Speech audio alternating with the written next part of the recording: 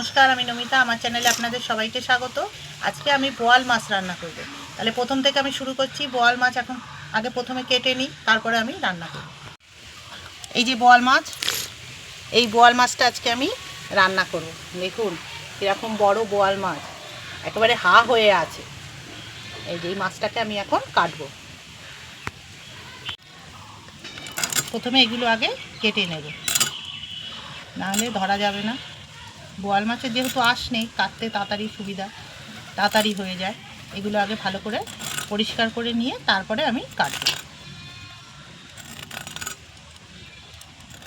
মাছটা ধরা যাচ্ছে না, পড়েই যাচ্ছে। এই যে সব এগুলো আমি কেটে নিচ্ছি। লেজের এটাও কেটে নেব। আগে মাথাটা আমি কেটে নিচ্ছি। খুব শক্ত মাছগুলো, এখানে কাটতে গেলে। মাথাটা কেটে নিলাম। লেজাটা আমার বড় রাখতে হবে, ওই জন্য লেজাটা আগে আমি কেটে নিচ্ছি। এই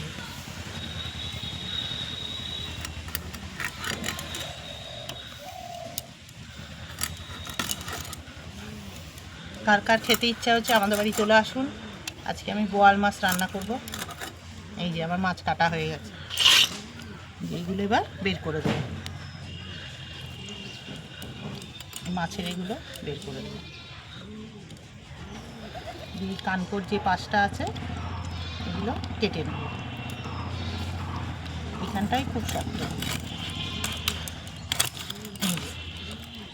এই জায়গাটা এত শক্ত, কাটা যায় না।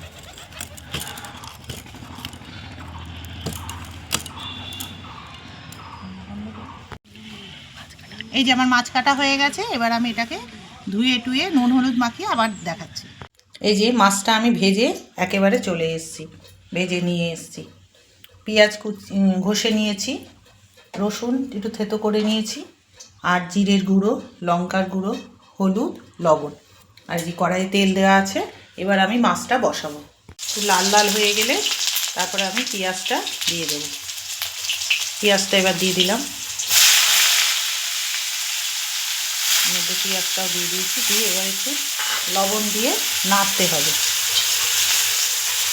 যতটা লবণ লাগে আমি ততটা লবণ দিয়ে দিচ্ছি। একটু নেড়ে লাল লাল করে ভেজে নেব। ভাজা হয়ে গেছে। এবার আমি একটু অল্প জল দেবো। জল দিয়ে যা যা মশলা লাগে আমি তাই দিয়ে দেবো। এই যে 1 চামচ হলুদ গুঁড়ো দিলাম,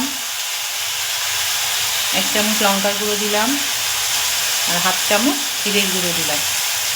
দিয়ে এবার এটাকে নেড়ে দিতে হবে। 2-3 মিনিট একটু কষে নিয়ে জল দিয়ে দেবো। এবার জল দিয়ে দিচ্ছি। মশলাটা তেল ছেড়ে দিয়েছে, এবার আমি জল দিয়ে দিলাম। বেশি ঝোল আমি করবো না, অল্প ঝোল করবো, এই জন্য অল্প জল দিয়ে দিই। এই যে মাছ দিয়ে দিয়েছি, দিয়ে এবার একটু ফুটছে। এই 5 মিনিট মতন ফোটাবো। দিয়ে একটু কষা কষা দিয়ে হয়ে যাবে, দিয়ে মাছটা আমি নামিয়ে নেব। যে বোয়াল মাছ রেডি হয়ে গেছে, আমি নামিয়ে দিয়েছি। এরকম আমার কষা কষা রেখেছি। ভালো লাগলে লাইক, কমেন্ট, সাবস্ক্রাইব করবেন। টাটা।